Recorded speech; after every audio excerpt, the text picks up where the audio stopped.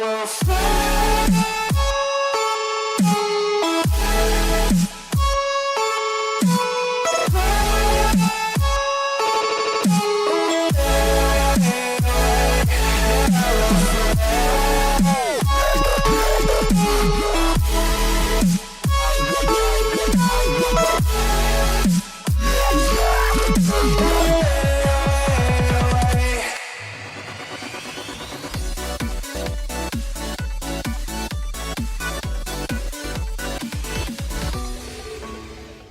Hey guys, what's going on? Thank you so much for stopping by for another episode of Low Nose. This is the channel where we go over everything for content creators just like you through audio, video, and tech. I'm Low. Don't forget to hit that subscribe and bell button so you don't miss out on any other future videos just like this one. Well, if the environment seems different, well, it's because it is. We are inside the big 105.9 radio stations here within this studio. This is a legit studio with legit microphones.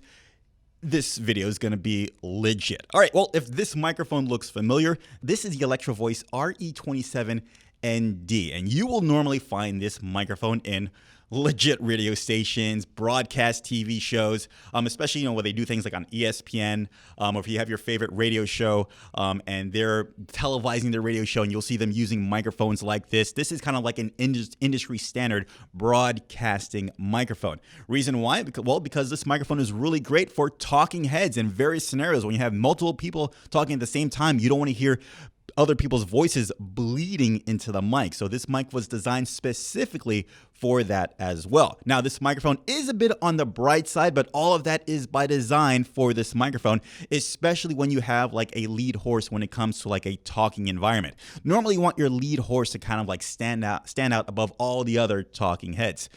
So it'll be on the brighter side, and there are pads on this microphone to kind of adjust that so that the lead guy can have his way compared to everyone else, but it's not necessary. I think I'm just kind of rambling on about that feature. I'm kind of getting ahead of myself, but let's get back straight into the microphone. Beside that, this is a cardioid pattern dynamic microphone. Cardioid pattern, what does that mean? Well, it means that the pattern of this microphone is in a heart shape, where the sensitivity is right up on the front. It picks up some things on the side, but a lot of rejection within the back of it. This being a dynamic microphone, it means it doesn't require 48 volts or phantom power. Now, normally when you hear that, you're like, oh my God, these microphones need a lot of gain from whatever preamp you are using. Well, hold on a second. Not from this microphone. Surprisingly, this microphone doesn't need a lot of preamp gain just to power this microphone, or you get a really good clean signal out of it. Shure SM7B, I'm looking at you. So to let you know what I'm powering this microphone with, I am using the Zoom H6 handy recorder, and I have this bad boy at around 5. And that's more than enough for me to hit my peaks at around negative 12 decibels. And then eventually within post, I'll bring up the levels for, YouTube's sake or whatever. Yeah, so just keep that in mind. If you're thinking about getting this mic, you may not have to invest in a cloud lifter or a fed head, which normally costs around like $100, $150. If you're investing in this microphone, that's something that you really want to have to consider, especially if you think that you have a underpowered preamp. Now, I'm not saying that underpowered preamps, will save the day for this microphone. Naturally, the more powerful your preamp is, the more cleaner, the more stronger your signal will be. But don't think that you're going to need like an uber powerful preamp just to power this microphone. It's suggested, it's preferred. Well, it's always preferred, but don't kind of rattle your head when it comes to that.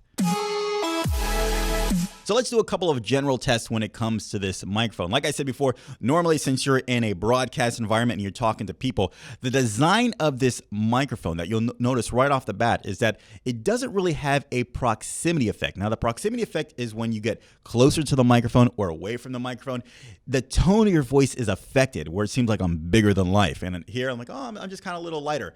The way this microphone is designed is that basically when I get closer, I just get louder. When I get back, my voice just drops off, but there's no kind of like the tonality of my voice, the kind of EQ settings of my voice, as it were, or you would say probably, it doesn't really change. It just gets louder and softer. why does that work for this microphone with this environment? Well, you're in a radio environment. You're just talking to people. So maybe I'm talking to this person right here. Maybe I'm talking to this person right here. I'm talking to this person. You don't need the proximity effect going all over the place with this microphone. You just need to have the person's voice. And of course, like the compressors and everything within the background will level off and bring up and drop the volume as necessary when it comes to this microphone. So this microphone is designed not to change the tonality of your voice, but just kind of, it keeps your voice the same tone, but the closer you get, the louder you get, the further back you get, the lighter you get, the lower the volume you get. And of course, you let the hard round in the background kind of boost and play with all that stuff. So just keep that in mind. Okay, so with that being said, let's do some tests. I'm talking maybe like an inch or 2 inches away from this microphone right now. But if I get over here, you can still probably hear me, but it's not that big of a drop off on my voice as if you were using like a Shure 50B, 5B or something like that, you know, the little microphones on stage microphones. And here I am right here. Not big much of a difference. It'll be the same thing if I'm talking right here. I'm talking to this guy right here, or I'm talking to this guy. Or how does it sound like over here? You know, the tone doesn't really change, but it's just the volume of my voice. Very different compared to other condenser microphones. Let's put on this pop filter. This is the second pop filter that comes with the Shure SM7B. Didn't have anything else, but I just wanted to throw this on here to give you an example. And it really doesn't fit, but this is what it sounds like with a pop filter on it.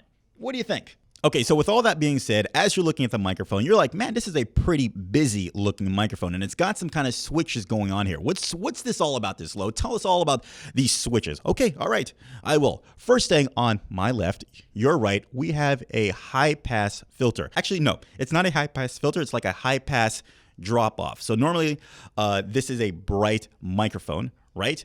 But if you feel like you're coming out too bright, you can drop the brightness by 3 decibels on this microphone. So right now, everything is at a flat, and I'm just going to drop it right here. Okay, and my voice shouldn't sound as bright within the moment. So I'll put it back to flat. All right, we'll go back. We'll jump to the middle now, and this is kind of like the mids. This is where like the presence of the voice sounds. And to tell you the truth, I really don't like it at all, especially on my voice. When I turn it on, this is what it sounds like. And it sounds like, let me put my monitors on. It sounds like more like an effect to me, like almost very close to like a telephone effect.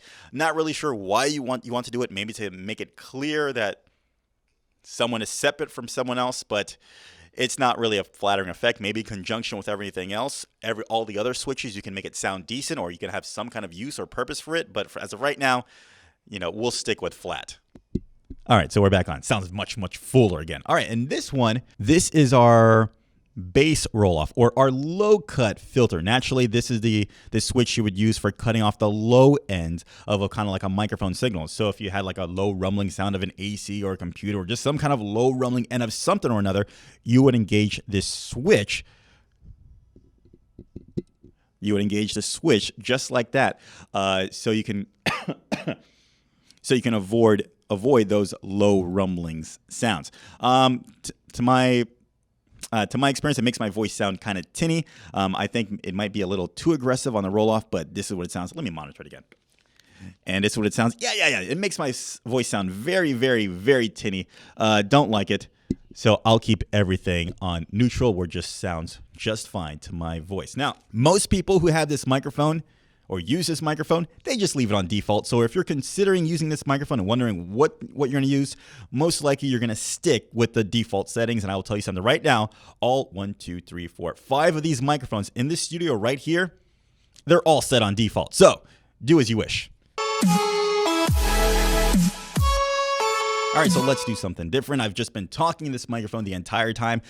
Let's see how this microphone handles like maybe spoken word or some kind of intentional reads. All right, so I've got like a tongue twister here. Bear with me. Swim, Sam, swim, Sam, swim, Sam. Show them you're some swimmer. Swim like a snow white swan, Sam.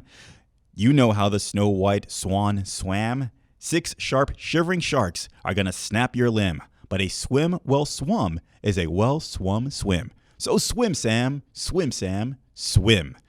Whoa, I made it. I got through it. Wow. Okay. Now let's do like a commercial read. I'm going to use just the levels of this microphone, and then I'm going to add a music bed underneath it right now. So music bed. All right. And I'm going to read this commercial copy right here so we can see how it works. All right, pause music. So we can see how this microphone handles doing commercial copy, and how the EQ of our voice handles the music happening underneath it. And I'm not going to EQ my voice to adjust it or to compensate for the music. So here we go. Music. Thank you. Let's be clear. Advertising works, but not just any kind of advertising.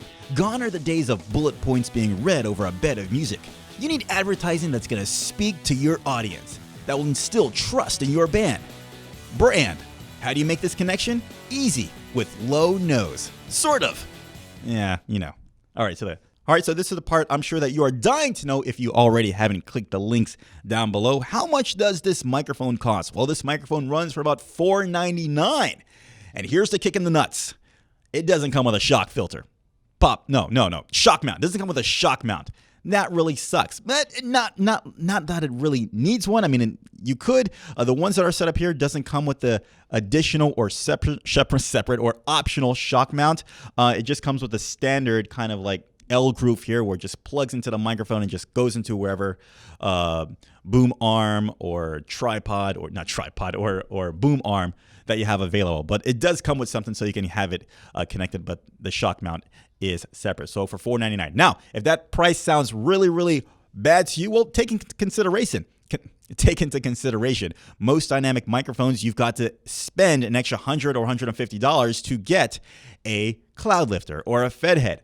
This microphone does not. So if you prefer the sound of this microphone, or if you're looking at the Shure SM7B, which is a cheaper microphone, and you were looking at this microphone, which one to get? Well, realize that with a Shure SM7B, most likely you would probably have to get a cloud lifter. With this microphone, you don't have to. So if there's kind of like if there's a reason why you're trying to go with one or the other, that could be a reason to kind of like pull you in other way, especially because you might end up spending the same amount of money getting getting the microphone and a cloud lifter and just the microphone. But in the end, it all really comes down to what you actually prefer. What sound do you prefer?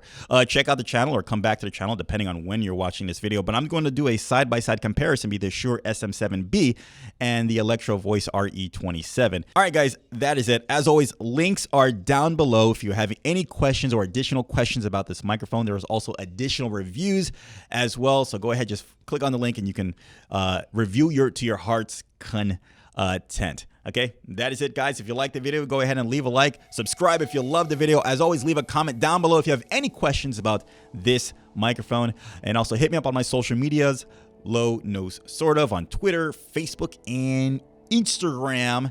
And also join the most awesome community on YouTube, on Discord, Low Nose. Until next time, guys, I will see you in the next video. Take care, guys. Bye.